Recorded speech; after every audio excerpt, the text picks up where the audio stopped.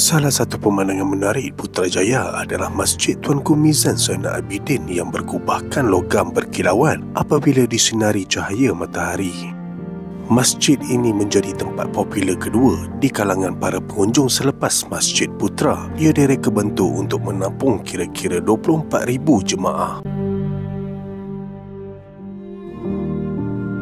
Pintu gerbang utamanya diperbuat daripada binaan konkrit putih yang dilatari tulisan kaligrafi 99 nama Asmaul Husna.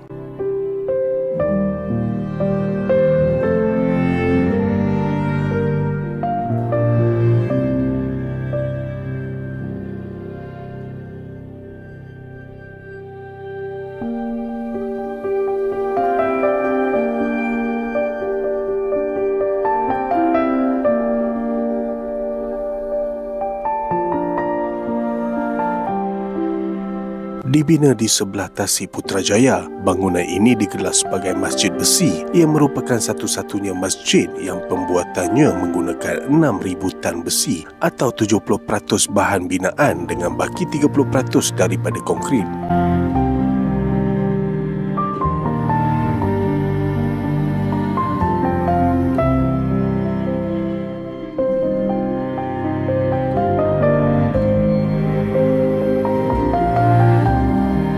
Masjid ini mempunyai 3 konsep reka bentuk, iaitu angin, sederhana dan telus. Bahagian dalam Dewan Solat Utama tidak menggunakan penghawa dingin. Sebaliknya, ia menggunakan teknologi gas district cooling.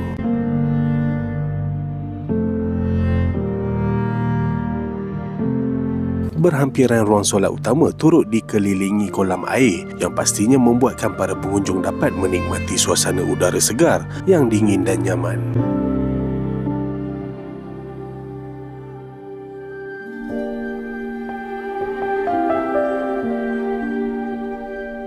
Kubah masjid ini diperbuat daripada besi tahan karat, memperlihatkan kalimah Allah daripada pandangan bawah bahagian dalaman kubah. Di sekeliling Dewan Solat Utama dipasang dengan Mashrabiyah screen yang terdiri daripada lattice dan architectural metallic veiling screen yang berfungsi sebagai telus cahaya dan angin. Selain itu, masjid ini menggunakan teknologi ultrasonic yang digunakan sebagai penghalau burung daripada memasuki Dewan Solat. Masjid ini juga tidak mempunyai menara berbanding dengan masjid-masjid lain. Terima kasih sudi menonton video ini dari awal hingga akhir. Sehingga kita berjumpa lagi di video seterusnya. Assalamualaikum.